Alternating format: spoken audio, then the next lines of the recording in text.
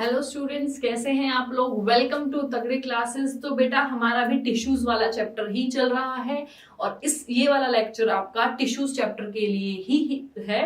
और हम लोग क्या करेंगे इसमें, हम लोग एनिमल टिश्यू को एक्सप्लेन करेंगे डिटेल में, जिसमें हमने जो चारों एनिमल टिश्यूज के नाम कराए थे लास्ट लेक्चर में, वो सारे टिश्यूज हम लोग एक्सप्लेन करेंगे।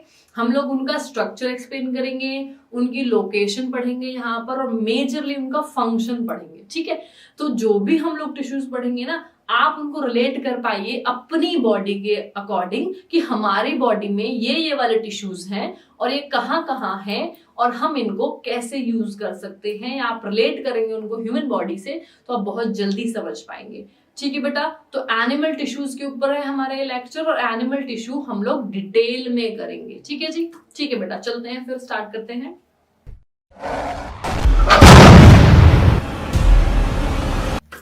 चलिए बेटा, तो स्टार्ट करते हैं अपने एनिमल टिश्यूज। ठीक है, तो एनिमल टिश्यूज कौन से होंगे? ऐसे टिश्यूज जो हेल्प कर रहे होंगे किसी भी एनिमल को, ठीक है, लाइफ सर्वाइवल में या सर्वाइव करने में, या जो भी उसकी एक्टिविटीज होती हैं, डे टू डे एक्टिविटीज होती हैं उसको मतलब मेंटेन करने में। ठीक है, ताकि आगे वो मेंटेन कर पाए। तो बेटा हमारा है एनिमल टिश्यू। एनिमल टिश्यू हमने पहले भी किया था, पर हमने उसका एक शॉर्ट ओवरव्यू किया था कि अब मैंने आपको नाम बता दिए थे कि भाई टाइप्स ऑफ एनिमल टिश्यूज कौन से होते हैं, बट अभी हम जो है डिटेल में करेंगे। ठीक है, तो ये है हमारा सबसे पहला बेटा एपिथेलियल टिश्यू। एपिथेलियल वर्ड का मतलब है बेटा कवरिंग। ठीक है, किसी भी चीज की कवरिंग जो कर रहा होगा वो एपिथेलियल टिश्यू होगा, चाहे वो हमारी बॉडी हो, बॉडी की आउटर कवरिंग होगी। ठीक है, चाहे वो हमारे कोई भी ऑर्गन हो, ऑर्गन की कवरिंग हो गई, हमारा कोई भी बॉडी का पार्ट हो उसकी कवरिंग हो गई, वो हमारा एपिथेलियल में आएगा। तो एपिथेलियल को आप बड़े अच्छे से ध्यान रख लीजिए कि एपिथेलियल मतलब बेटा कवरिंग, जो हमारा कवर कर रहा होगा वो एपिथेलियल टिश्यू होगा। क्लियर है? तो एपिथेलियल टिश्यू में हम लोग कर लेते हैं कि एपिथेलियल टिश्यू का पहले डेफिनेशन है, दे forms the covering of all the body parts. सारे जो बॉडी पार्ट्स हैं उसकी कवरिंग, जैसे मैंने आपको बताया, चाहे वो इंटरनल ऑर्गन्स हो, चाहे वो मेजर टिश्यूज हो, चाहे वो आपके ग्लैंड्स हो। ठीक है, तो जो कवरिंग बन रही है किसी भी चीज की, वो कवरिंग कौन से टिश्यू से बन रही होगी? एपिथेलियल टिश्यू से। तो अगर आपको किसी चीज की लोकेशन पता है तो शायद आप कुछ कुछ रिलेट कर पाएंगे उसका फंक्शन भी, है ना भाई। मेरे अकॉर्डिंग तो हमारी बॉडी के अंदर जो चीज जहां लोकेटेड है उसका वहां फंक्शन है, वो इसलिए लोकेटेड है, या नंबर भी जितना है वो उसके लिए कि उसका उतना फंक्शन है।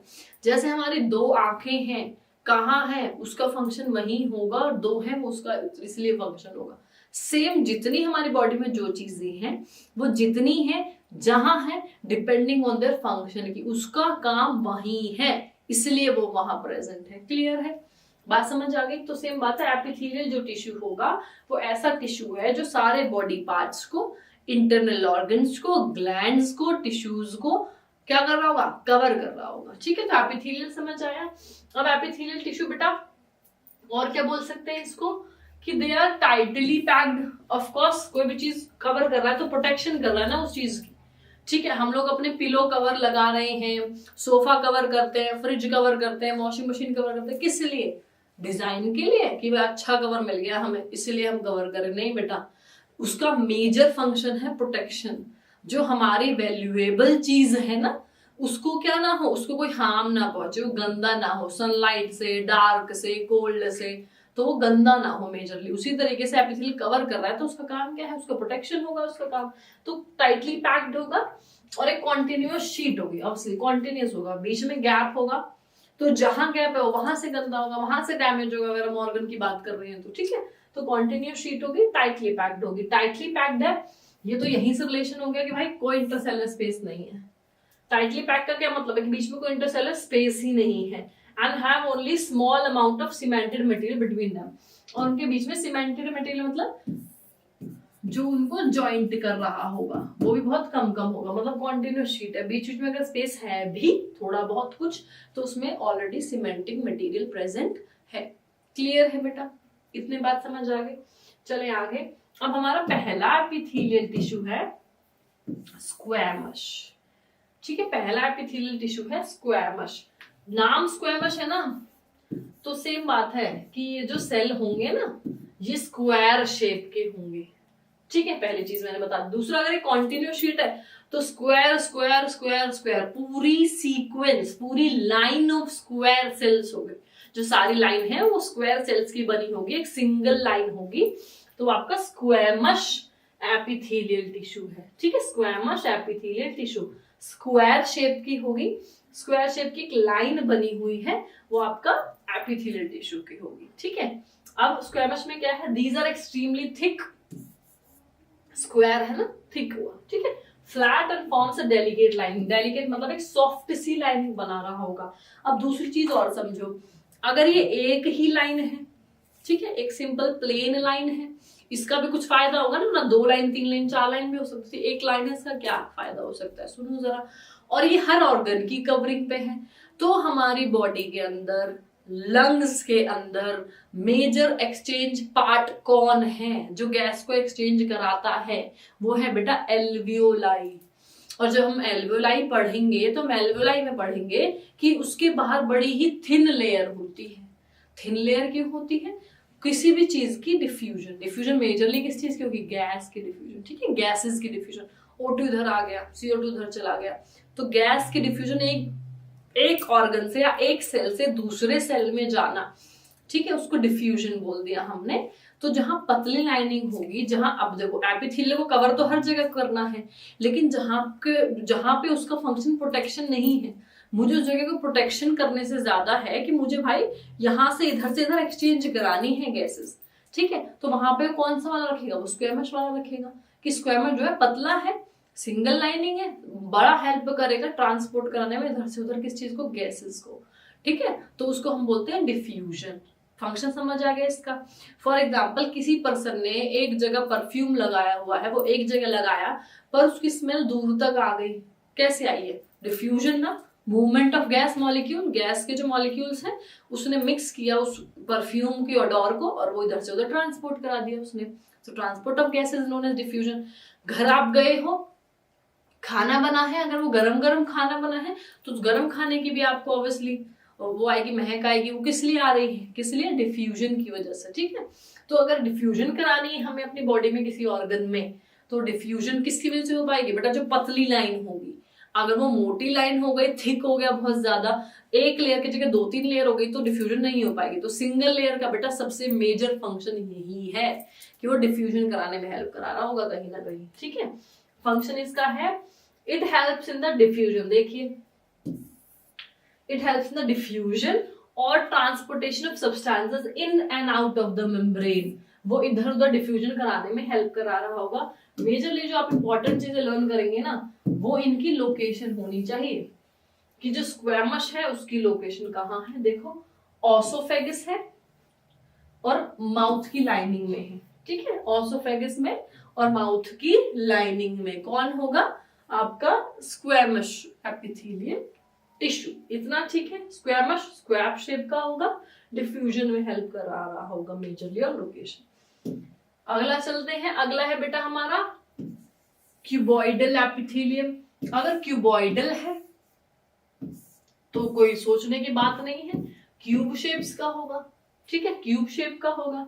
These are the cube shaped cells, आ गई वही बात, these are cube shaped cell that form the lining and helps with protection. अब ये देखो ज्यादा थिक है, स्क्वायर वाला इससे हाफ होगा या 1/3 होगा, क्यूब वाला बड़ा है, तो बड़ा है तो यानी कि प्रोटेक्शन में हेल्प कर रहा होगा कि भाई इधर से उधर कोई चीज ना जाए, प्रोटेक्शन। ये डिफ्यूजन में नहीं करेगा, ये ट्रांसपोर्ट नहीं कराएगा कोई भी जगह, ये कोशिश करेगा ट्रांसपोर्ट ना हो, चाहे वो कोई भी चीज हो इधर से उधर ना जा सके। तो जो नहीं जाने देगा वो तो सिंपल सी बात है, प्रोटेक्शन कर रहा है, ठीक है। फंक्शन आ गया बेटा इसका, इट प्रोवाइड्स मैकेनिकल सपोर्ट, ये हमारे बॉडी ऑर्गन्स को सपोर्ट भी दे रहा होगा, मैकेनिकल सपोर्ट भी दे रहा होगा, ठीक है। इसकी लोकेशन क्या होगी, किडनी की लाइनिंग, ठीक है, और सलाइवरी ग्लैंड की जो डक्ट्स हैं उनकी कवरिंग की बात है, सब कवर कर रहा होगा ये। तो क्यूबॉइडल की शेप पता चल गई है। फंक्शन क्या होगा, बड़े हैं तो मैकेनिकल सपोर्ट कर रहा होगा। लोकेशन देख लीजिए तो बेटा किडनी की लाइनिंग में, जो हमारी किडनीज है उनकी लाइनिंग कवरिंग कर रहा होगा। और सेम जो सलाइवरी ग्लैंड है माउथ में, सलाइवरी ग्लैंड की जो डक्ट है, ट्यूब्स हैं, उनकी कवरिंग में। बात समझ आ गई? ठीक है। अगला है कॉलमनार एपिथेलियम। कॉलमनार भी ना लंबे लंबे से एपिथेलियम सेल्स होते, थोड़े पतले, यानी वो क्यूबॉइड नहीं होगा, ठीक है, पतले पतले कॉलम जैसे, कॉलम इसलिए नाम कॉलमनार एपिथेलियम है, ठीक है। These are tall epithelium cells, लंबे लंबे से टॉल एपिथेलियम सेल्स होंगे ये। कॉलमनार का मतलब बेटा पिलर लाइक, पिलर जैसे होते हैं, एक्सट्रीम लॉन्ग हो सकते हैं वो, ठीक है। फंक्शन क्या है? Absorption and secretion. कोई चीज अगर कहीं गिर गई है, पानी, एब्जॉर्प्शन तो हम लोग लिक्विड जैसी चीजों का कर सकते हैं, ठीक है, जेल या लिक्विड, उस पर आप स्पॉन्ज डाल रहे हैं, ठीक है, बड़ी पतली सी लेयर डालेंगे तो वो कम ही उसको एब्जॉर्ब कर पाएगा, थोड़ी उससे ज्यादा थिक डाली तो और थोड़ा ज्यादा, बहुत ज्यादा थिक डाल दी, कॉलम जैसे डाल दी तो ज्यादा से ज्यादा एब्जॉर्ब कर पाएगा। तो यहाँ पे अगर कॉलमनार वाले सेल्स हैं तो इनका फंक्शन होगा बेटा एब्जॉर्प्शन। अच्छा, मेजर फंक्शन कवरिंग है, सब लोग होंगे कवरिंग पे, मतलब हर ऑर्गन की कवरिंग पे ही मिलेंगे, लेकिन फंक्शन उनका अलग अलग हो जाएगा। क्या? जैसे इसका फंक्शन हो गया हमारा कि एब्जॉर्प्शन में, यानी या तो किसी चीज को एब्जॉर्ब कर रहा होगा या सिक्रीशन में किसी चीज को रिलीज कर रहा होगा, है ना, सिक्रीट कर रहा होगा। तो ये फंक्शन है कॉलमनार का। आपको मेजरली ध्यान रखना है इनके फंक्शंस का और इनकी लोकेशन का कि भाई है कहाँ ये, ठीक है। अब अगर यहाँ पे मैं लोकेशन की बात करूं तो इसकी लोकेशन है बेटा इनर लाइनिंग ऑफ इंटेस्टाइन। जो हमारी बॉडी के अंदर इंटेस्टाइन है, वो इंटेस्टाइन जो है वो डाइजेशन का पार्ट है, यानी कि अगर मैं बोलूं तो इंटेस्टाइन आपका कंप्लीट डाइजेशन साइट है। इंटेस्टाइन में सारी डाइजेशन होती है, तो सारी डाइजेशन होने के लिए कुछ ना कुछ एब्जॉर्ब हो रहा होगा, कुछ ना कुछ सीक्रेट हो रहा होगा, इसीलिए ये कहाँ है? ये आपकी इनर लाइनिंग ऑफ इंटेस्टाइन में है, ये इंटेस्टाइन में प्रेजेंट होता है, ये वाला आपका टिश्यू कॉलमनार एपिथेलियल। क्लियर है? 3 समझ आए बेटा, स्क्वैमस, क्यूबॉइडल, कॉलमनार। क्लियर? चले आगे।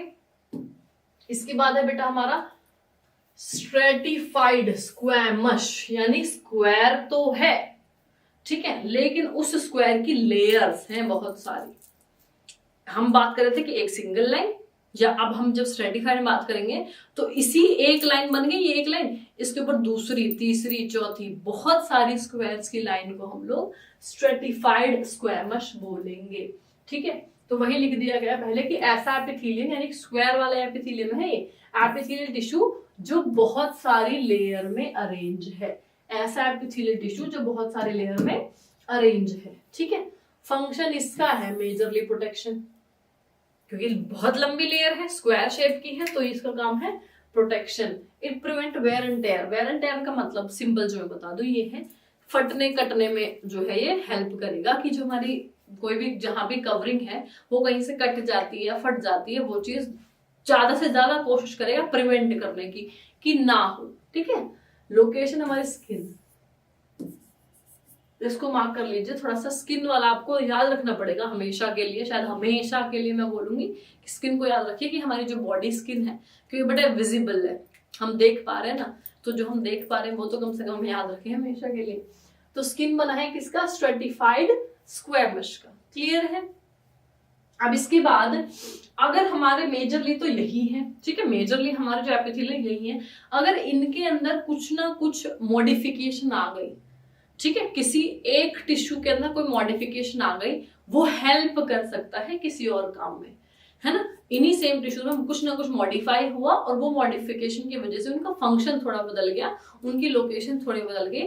तो 1-2 टिश्यूज और हैं, जैसे कि एक है हमारा सीलिएटेड एपिथेलियम। सीलिया क्या होता है? फॉर एग्जांपल ये कोई स्ट्रक्चर है, इसके ऊपर हेयर लाइक स्ट्रक्चर जो होते हैं, ठीक है, वो होते हैं हमारे सीलिया, ठीक। तो सीलिएटेड कॉलमनार एपिथेलियम, कॉलमनार जैसा होगा ये और उसके ऊपर सीलिया प्रेजेंट होगा, ठीक है। Columnar tissue which have hair like projections, as I have already said कि हेयर लाइक प्रोजेक्शंस होंगे जिनका नाम होगा सीलिया, ठीक है। ऑन द आउटर सरफेस, कहां पर? किसी भी सेल के बाहर की तरफ सीलिया है, which helps in the movement, जो कि हेल्प करेगा मूवमेंट में, जैसे कि हमारा रेस्पिरेटरी ट्रैक्ट। अगर मैं एक ह्यूमन बॉडी बनाऊं, ये फॉर एग्जांपल ये नोज है, नोज से ये गया, तो भाई जो एयर अंदर जा रही है नोस्ट्रिल के थ्रू, क्या हमारे एयर में हेयर प्रेजेंट है छोटे छोटे? मेजरली क्या हेल्प कर रहे होंगे? वो मेजरली हेल्प कर रहे होंगे कि हमारे बॉडी के बाहर से, आउटर एनवायरमेंट से कोई भी चीज जो बॉडी के अंदर जा रही हो वो कैसी हो? वो साफ हो, फिल्टर्ड हो। जो एयर जा रही हो फिल्टर्ड एयर है ना? तो फिल्टर्ड एयर करने में या उसको मूवमेंट में भी आगे जाना है, आपको आगे जाना है, कौन हेल्प कर रहा होगा? वो हेयर लाइक स्ट्रक्चर्स कर रहे होंगे, जिनको हम लोग सीलिया बोल रहे हैं। तो सीलिएटेड कॉलमनार एपिथेलियम का ये फंक्शन है, और ये कहाँ होगा? रेस्पिरेटरी ट्रैक्ट में होगा। क्लियर है बेटा? चार हमारा बेसिकली चार है, एक मैंने यहाँ पे देखो स्टार भी लगाया हुआ है, तो ये इससे अलग है, लेकिन मॉडिफिकेशन हो गया है।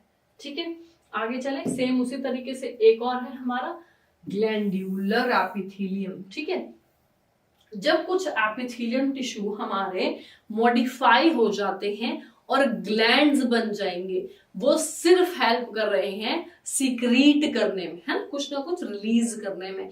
चाहे वो हमारा हार्मोन हो, चाहे वो हमारे एंजाइम हो। जैसे कि ग्लैंड जो है वो 2 या 3 तरीके के होते हैं, जो हम आगे वाली क्लास में पढ़ेंगे।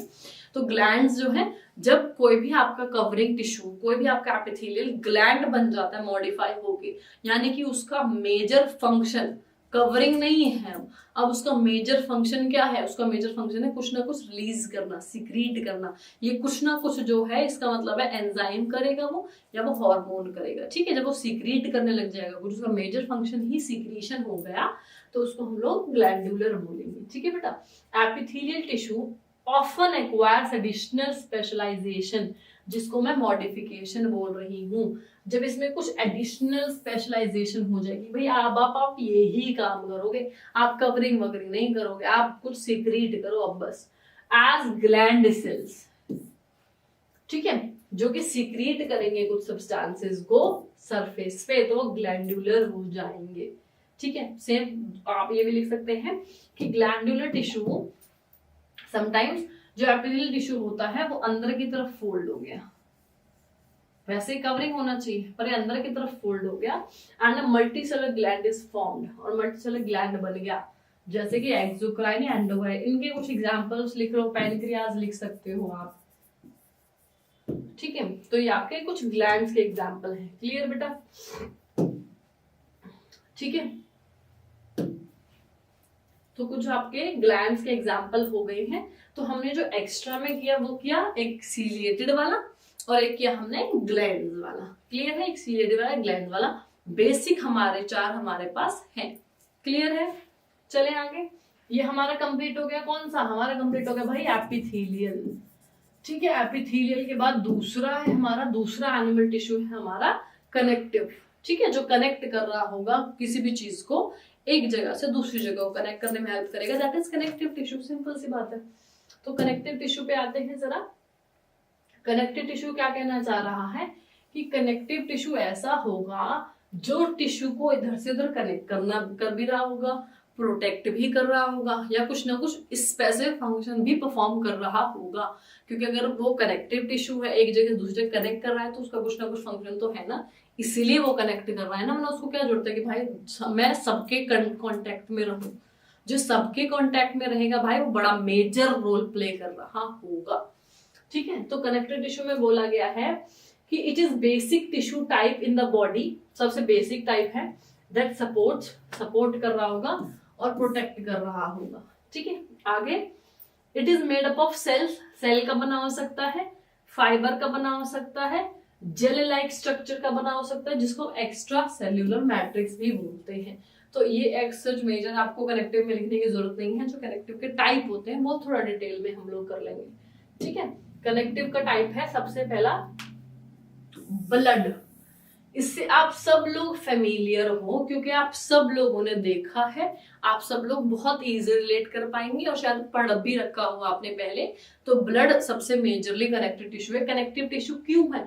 आप अपनी बॉडी में कहीं भी देख लीजिए बेटा, ब्लड हर जगह अवेलेबल है।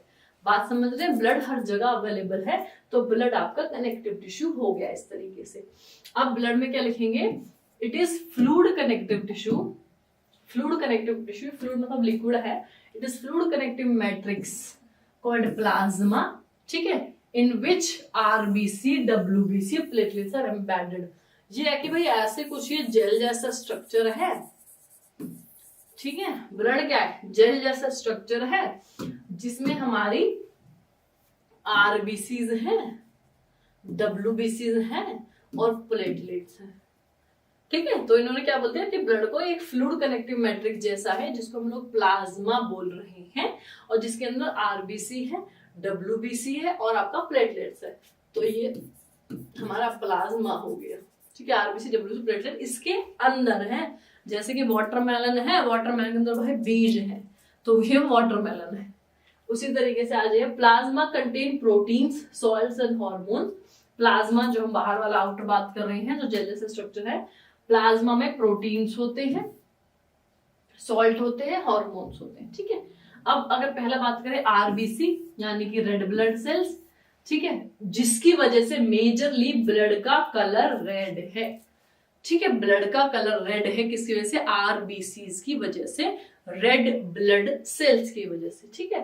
तो these are red blood cells which are also known as erythrocyte. RBC को बेटा इरिथ्रोसाइट भी बोला जाता है, ठीक है, आरबीसी को इरिथ्रोसाइट भी बोला जाता है, ठीक है। They have read coloured pigment, red colour का पिगमेंट प्रेजेंट होता है इसमें, जिसमें हम बोलते हैं haemoglobin. Majorly red blood sales भी रेड किस लिए है, हीमोग्लोबिन की वजह से, which is an iron containing pigment. Haemoglobin में आयरन होता है, ठीक है। तो हम लोगों का अपनी बॉडी का जो हम हीमोग्लोबिन चेक करते हैं, मेजरली हम आयरन चेक करते हैं। जिसमें हीमोग्लोबिन कम होता है उसको किस चीज की टेबलेट लेनी है, आयरन की टेबलेट लेनी है, तो वो हमारा क्या होगा, हीमोग्लोबिन बढ़ जाएगा, ठीक है। तो इसलिए हीमोग्लोबिन में आयरन कंटेनिंग पिगमेंट है हमारा haemoglobin. It helps in transportation of oxygen in the body. जो हीमोग्लोबिन है वो काम करता है, एक तो हमारे जो रेड ब्लड सेल्स है उनको रेड कर दिया, हमारे जो पूरा ब्लड है उसको रेड कर दिया।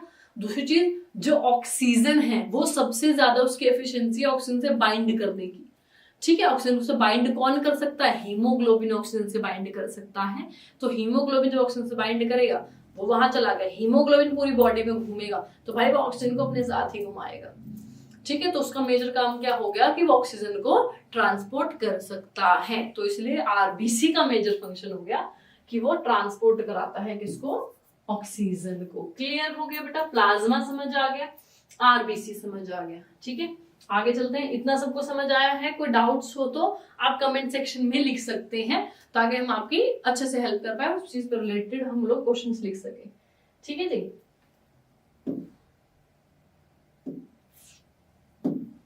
हाँ जी, आगे आरबीसी हो गया, इसके बाद है डब्ल्यूबीसी। डब्ल्यू मीन्स व्हाइट, ठीक है, व्हाइट ब्लड सेल्स हो गया। तो they are white blood cells, ये भी प्लाज्मा में एम्बेडेड है ना, प्लाज्मा के अंदर ही है। तो WBC are white blood cells which are known as leucocyte.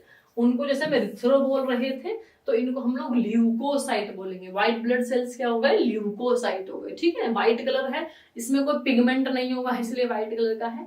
तो they help in providing protection against infections and germs. हमारी बॉडी में हमें कुछ भी इन्फेक्शन हो रहा है, कोई भी बीमारी हो रही है, उससे हमें कौन बचा सकता है, उससे हमें बचा सकता है डब्ल्यूबीसी।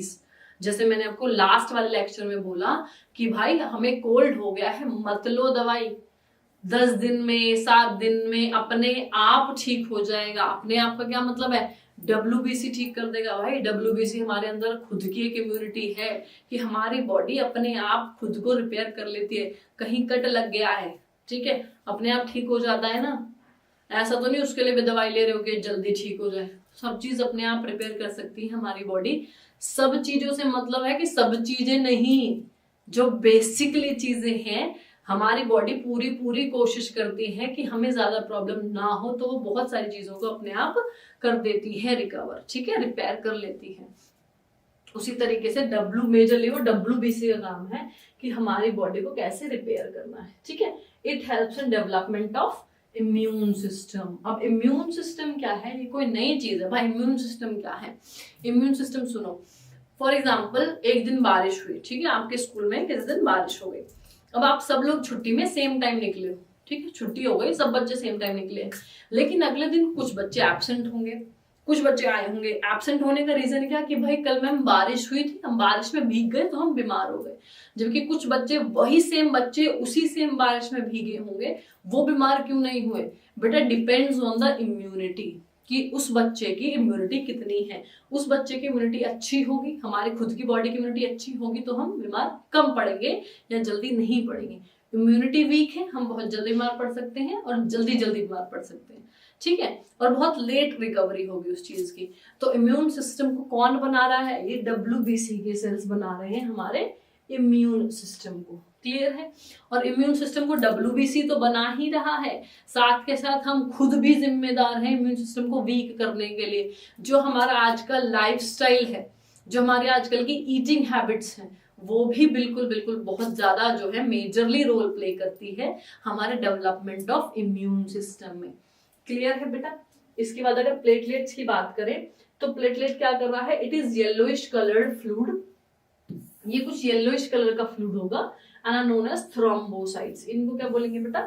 थ्रोम्बो। जैसे वो हो गया erythro, leuco, thrombocytes, and it helps in clotting of blood.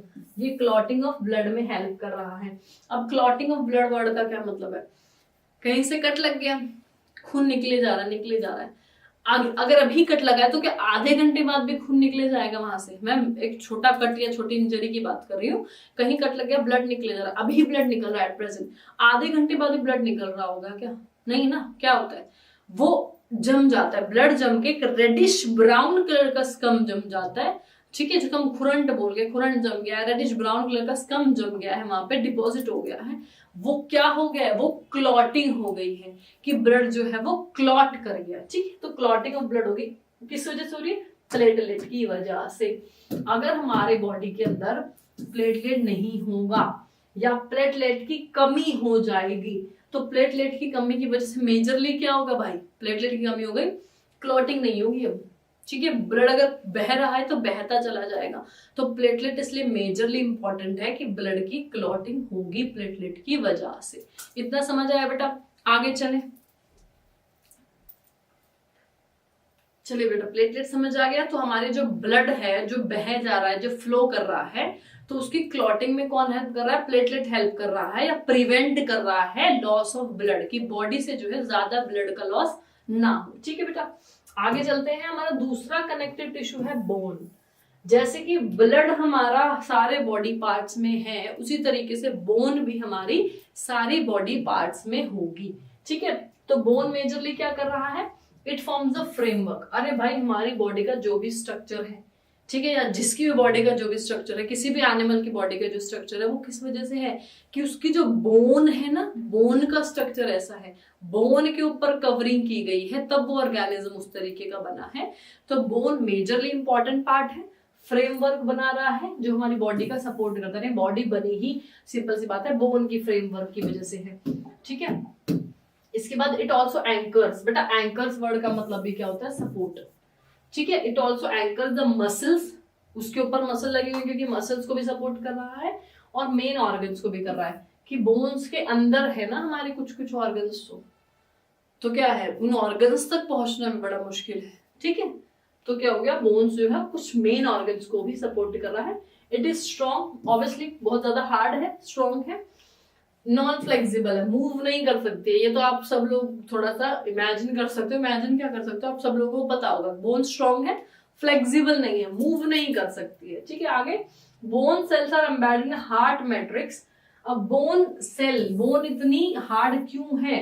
तो इसका आंसर मिलेगा कि भाई बोन इसलिए हार्ड है क्योंकि उसके जो सेल्स है वो हार्ड मैट्रिक्स के अंदर है, जो कि बना हुआ है कैल्शियम का और फोस्फोरस का। आप लोगों ने भी सुना होगा कि भाई कैल्शियम खाने से बोन स्ट्रांग होती है, दूध में कैल्शियम होता है, दूध पीने से बोन स्ट्रांग होती है। अभी तो कैल्शियम के काफी ज्यादा पाउडर्स और ये सब भी आने लगे हैं, तो क्या होगा? कैल्शियम उसमें क्या हो रहा है? कैल्शियम है तो हमारी बोन स्ट्रांग हो रही है। तो सिंपल सी बात है, अगर हम कैल्शियम यूज कर रहे हैं बोन डेंसिटी बढ़ाने के लिए, बोन को स्ट्रॉन्ग करने के लिए, तो मेजरली बोन बनी भी तो कैल्शियम से ही होगी।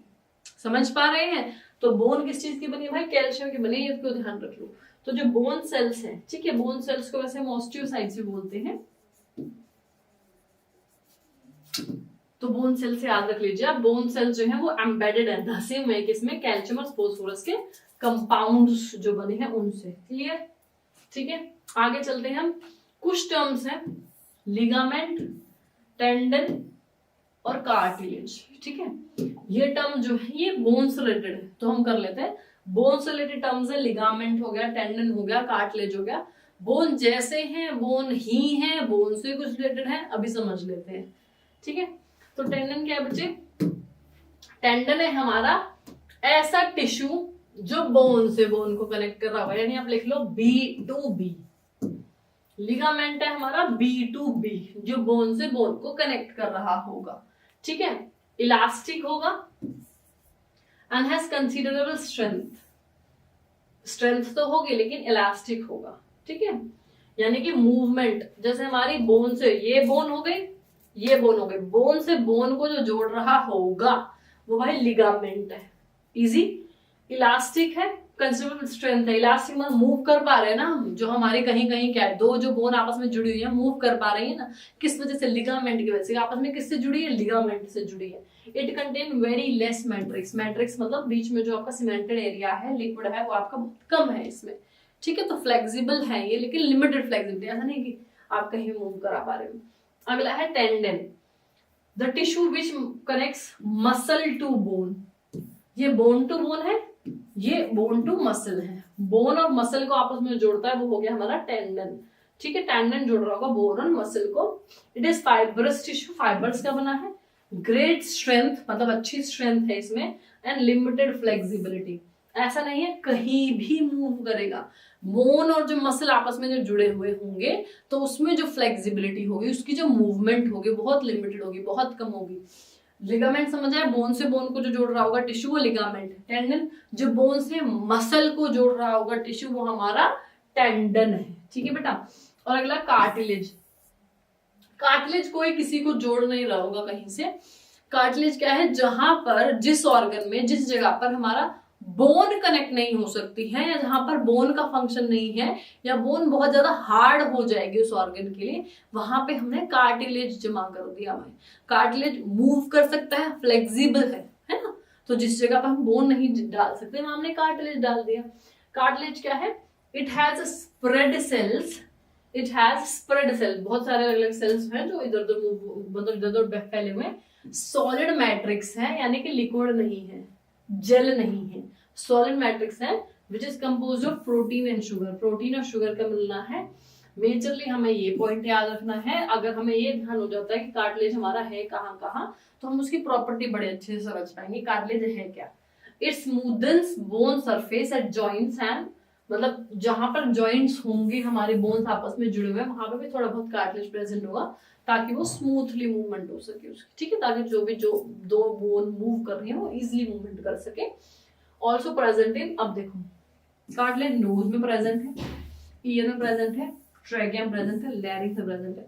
जो हमारा ईयर का आउटर पार्ट है बेटा, पिन्ना, जिसको हम पिन्ना बोल रहे हैं, ईयर का आउटर पार्ट किस चीज का बना है, कार्टिलेज का बना है। सॉफ्ट है, फोल्ड हो सकता है, बोन यहाँ पर होती है ईयर की जगह, तो मतलब ईयर जो हमारा कार्टिलेज का बना है बोन के बना होता तो मूवेबल नहीं होता, ठीक है। नोज का जो ये वाला पार्ट है which is actually movable, move कर पा रहा है, हार्ड है, थोड़ा फ्लेक्सिबल है, ये क्या हो गया, ये हमारा कार्टिलेज का बना है। तो नोज का एरिया, ईयर का एरिया, ट्रैकिया हमारा यानी कि फूड पाइप की बात करें, लैरिंक्स यानी कि हमारा वॉइस बॉक्स, जिससे हमारी वोकल कॉर्ड जब वाइब्रेट करती हैं तो जो हमारा वॉइस प्रोडक्शन में हेल्प करता है, दैट इज लैरिंक्स, ठीक है। तो इन चीजों में क्या प्रेजेंट है बेटा, कार्टिलेज प्रेजेंट है। अगर आपको कार्टिलेज की लोकेशन याद है तो आप इजीली रिलेट कर लेंगे भाई कार्टिलेज क्या है, बोन क्या है। तो बोन, ब्लड और कार्टिलेज तीन ऐसी चीजें हैं जो हम बड़ी अच्छी से रिलेट कर पाएंगे, क्योंकि हम उनको देख सकते हैं, हम लोग विजिबली उनको देख सकते हैं, ठीक है। ये हमारे तीन जो है रिलेटेड टू द बोन हो गए टर्म्स। अब आगे कुछ टिश्यूज हैं जो एक्स्ट्रा इसमें इंपॉर्टेंट है, इनको मैंने एज अ डिफरेंस कर दिया है, क्योंकि मैंने आपको बताया कि अगर आप एज अ डिफरेंस करेंगे ना तो बेटा लर्न करना चीजें थोड़ा सा इजी हो जाएगा, ठीक है। एडिपोज, एरियोलर, अब देखो एरियोलर तो वर्ड ही मैं बोल दूंगी एयर से, याद रखो एरियोलर एयर, ठीक है। एडिपोज ये मैं बोल देती हूँ आपको बेटा फैट, लर्न कर लो। Areolar is air, adipose is fat. तो एडिपोज आपका फैट स्टोरिंग टिश्यू है। आपकी बॉडी में जहां जहां फैट स्टोर हो रहा है या ज्यादा फैट है वो बेटा एडिपोज की वजह से। कि ये वाला टिश्यू है मेजरली जो आपको पतला नहीं होने दे रहा है, ये वाला टिश्यू है जो ज्यादा फैट स्टोर करने में हेल्प करता है। तो एडिपोज कनेक्टिव टिश्यू हो गया आपका फैट स्टोरिंग टिश्यू, फैट को स्टोर करता है। फाउंड बिलो द स्किन और इंटरनल ऑर्गन्स के बीच में, स्किन के बीच में और ऑर्गन्स के ऊपर, तो इनके बीच में जो आपका टिश्यू प्रेजेंट है वो एडिपोज प्रेजेंट हो गया। ठीक है, कहां पर, जो आपका जहां पे फैट जमा होता है। The cells of this tissue is filled with fat globules, fat के मॉलिक्यूल आप बोल लो, फैट के ग्लोब्यूल्स मतलब फैट के मॉलिक्यूल्स जो है वो प्रेजेंट होंगे इसमें क्योंकि फैट स्टोरिंग है। It also acts as insulator due to storage of fat. Insulator मतलब कितनी बार ऐसा हो सकता है कि इस टिश्यू की वजह से में करंट लगे। इंसुलेटर और क्या होता है, कंडक्टर क्या होता है जो करंट ट्रांसपोर्ट करेगा, इंसुलेटर क्या होता है करंट ट्रांसपोर्ट नहीं करेगा, तो इंसुलेटर की तरह भी काम करता है। कुछ एनिमल्स ऐसे होते हैं जिनके ऊपर, जो बॉडी के ऊपर है, जो फैट बहुत ज्यादा स्टोर होता है। ठीक है, तो उनके अंदर यानी कि एडिपोज टिश्यू बहुत ज्यादा होगा, फैट बहुत ज्यादा स्टोर हो पा रहा है। ठीक है, एरियोलर में देखिए तो एयर है, एयर स्टोरिंग हो गया। ठीक है, आगे ये हमारा स्किन और इंटरनल ऑर्गन के बीच में है, स्किन और इंटरनल ऑर्गन के बीच में। ये कहाँ है, स्किन के बीच में और मसल्स के बीच में। ठीक है, मसल और स्किन के बीच में, यानी कि ब्लड वेसल्स के आसपास, नर्व्स के आसपास, बोन मैरो के आसपास। ठीक है, स्किन और मसल्स के बीच में है। क्लियर है। आगे ये इंसुलेटर की तरह काम कर रहा है, वो क्या कर रहा होगा, it फिल्स the space inside the organ, organ के आसपास जो स्पेस है उनको फिल कर रहा है, इंटरनल ऑर्गन को सपोर्ट कर रहा है, रिपेयर ऑफ टिश्यू में हेल्प कर रहा है। ठीक है, तो मेजरली आपको एडिपोज और एरियोलर में इतना ही लर्न करना है, इससे ज्यादा लर्न करने की, समझने की जरूरत नहीं है। इतना आप कर लेंगे तो वो चल जाएगा। ठीक है, ये दो और एक्स्ट्रा टिश्यूज थे जो कि हमारे मेजरली बोन और ब्लड में नहीं आ रहे थे, तो ये हमने अलग से आपको करा दिए ताकि अगर इन पे भी क्वेश्चंस आते हैं तो आप इनको भी कवर कर पाए। ठीक है बेटा, इतना हमारा कनेक्टिव टिश्यू का टॉपिक है। कनेक्टिव टिश्यू में हमने पढ़ लिया ब्लड, बोन, कार्टिलेज, उसके अलावा पढ़ा टेंडन और लिगामेंट, उसके अलावा एडिपोज एंड एरियोलर। ठीक है, यहाँ हमारा कनेक्टिव खत्म होता है। इसके बाद अगर मैं आऊं, ये है हमारा बेटा मस्क्यूलर टिश्यू। तीसरा और इंपॉर्टेंट है मस्क्यूलर टिश्यू। ठीक है, मसल्स जो हमारी बनी हुई हैं वो कितनी अलग अलग तरह की टिश्यूज की बनी हुई हैं, वो हमारा पार्ट है मस्कुलर टिश्यू। ठीक है, तो डिफरेंस इजीली लर्न करने का एक तरीका और मैं आपको बता देती हूँ कि आपको अगर मेजरली किसी चीज में डिफरेंस ही करना है ना, तो सबसे पहला कॉलम लर्न कर लीजिए प्रॉपर्टी का। प्रॉपर्टी का क्या मतलब है कि इनमें भाई डिफरेंस है किस चीज में, इनमें डिफरेंस किस चीज में है, वो प्रॉपर्टी लर्न होनी चाहिए। उसके बाद मैंने यहाँ पे लिख दिया, पहली आपकी स्केलेटल मसल है, दूसरी आपकी कार्डियक मसल है, तीसरी आपकी स्मूथ मसल है। ठीक है, तो तीनों मसल्स लिख दिया है। प्रॉपर्टी की मेजरली आपको कौन सी प्रॉपर्टी है जिसमें डिफरेंस होगा, इस तरीके से करेंगे तो ज्यादा इजीली लर्न हो जाएंगे आप लोगों को डिफरेंसेस, और याद भी रहेंगे अगर आप प्रॉपर्टी लर्न कर लेते हैं। कि भाई ये मैं अगर बोलूं कि मुझे दो लोगों में डिफरेंस बताना है तो मैं क्या बोलूंगी, कलर पहला, दूसरा हाइट, तीसरा वेट। तो ये जो मैं बोल रही हूँ प्रॉपर्टी है। ठीक है, प्रॉपर्टी लेनोगे तो he is fair in colour, he is little darker. ठीक है, तो प्रॉपर्टी लर्न हो गई तो आप इन दोनों में डिफरेंस भी इजीली लर्न कर पाएंगे। तो मेजरली उसी तरीके से प्रॉपर्टी लर्न करिए। ठीक है, सबसे पहली प्रॉपर्टी है बेटा शेप, की शेप कैसी कैसी है। जो स्केलेटल मसल है यानी कि जो हमारे स्केलेटन बॉडी का जो स्केलेटन है उससे रिलेट इसको करिए कि जो हमारी स्केलेटल मसल है ये सिलेंड्रिकल होगी, अनब्रांच होगी। आप डायग्राम देख पा रहे हैं अगर स्केलेटल मसल का, तो डायग्राम इस तरीके से है, सिलेंड्रिकल अनब्रांच्ड। ठीक है, सिलेंड्रिकल बेटा अनब्रांच्ड। जो कार्डियक है वो सिलेंड्रिकल और ब्रांच। कार्डियक का भी डायग्राम देखिए जरा, सिलेंड्रिकल और ब्रांच्ड हो गया। ठीक है, स्मूथ मसल्स का फ्यूजिफॉर्म और अनब्रांच। स्मूथ मसल का भी डायग्राम देख लीजिए एक बार, आ गया समझ में। स्केलेटल का डायग्राम में देखेंगे तो सिलेंड्रिकल अनब्रांच मिलेगा, कार्डियक का देखेंगे तो सिलेंड्रिकल ब्रांच मिलेगा, स्मूथ का मिलेंगे देखेंगे तो फ्यूजिफॉर्म और अनब्रांच मिलेगा। ठीक है, आगे है स्ट्रिएशंस। स्ट्रिएशंस का मतलब है अगर आप डायग्राम देखें तो अगर उसमें लाइट डार्क बैंड है, एक जगह लाइट एक जगह डार्क, लाइट और डार्क बैंड है, उनको हम स्ट्रिएशंस बोलते हैं। ठीक है, तो अगर इस मसल के अंदर लाइट और डार्क बैंड है तो स्ट्रिएशंस है, यानी यस स्ट्रिएशंस है, नहीं है तो अनस्ट्रिएटेड। तो जो इसमें है यानी स्केलेटल मसल आपकी यस, यानी स्केलेटल मसल बेटा आपकी स्ट्रिएटेड है। ठीक है, जो कार्डिक मसल है उसमें भी यस लिखा हुआ है, तो यानी कि आपकी कार्डिक मसल भी स्ट्रिएटेड है। स्मूथ मसल में लिखा हुआ है नो, तो यानी कि ये आपकी अनस्ट्रिएटेड है। ठीक है, इसके बाद बात करेंगे इन मसल के अंदर न्यूक्लियस, टिश्यू है तो सेल होगा ना, तो सेल के अंदर न्यूक्लियस होगा। तो तीसरी प्रॉपर्टी है हमारी न्यूक्लियस की, मैनी है, इसका मतलब मल्टी सेल्यूलर, मल्टी न्यूक्लिएटेड। न्यूक्लियस की बात करें तो ये हो गया multinucleated, single, uninucleated, ये भी सिंगल, यूनी न्यूक्लिएटेड। इस तरीके से भी कर सकते हैं, आपको प्रॉपर पूरा लिखना है कि भाई मैनी और लोकेट पेरिफेरी सिंगल और ये वो जो बहुत सारे होंगे पेरिफेरी पे होंगे, एक होगा वो सेंट्रली होगा। ठीक है, ये चीज समझ आ गई। आगे कंट्रोल, मतलब कि ये जो मसल्स हैं हमारी, ये हमारे अंडर कंट्रोल है या नहीं है। ठीक है,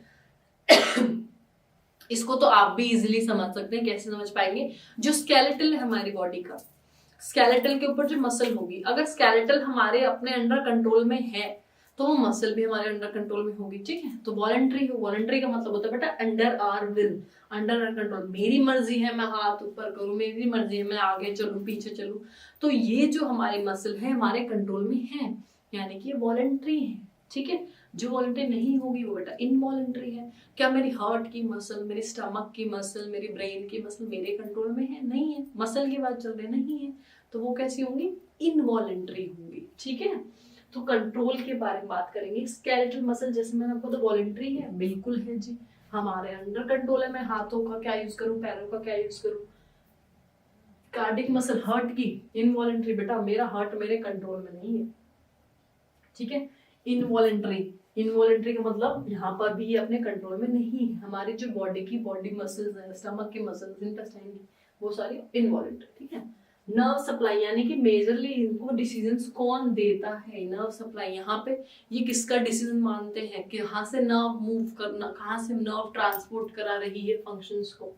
तो नर्व इम्पल्स, ये मैं यहाँ पे थोड़ा स्टार मार्क लिख देती हूँ, उसको आप नहीं भी करेंगे तो करेंगे।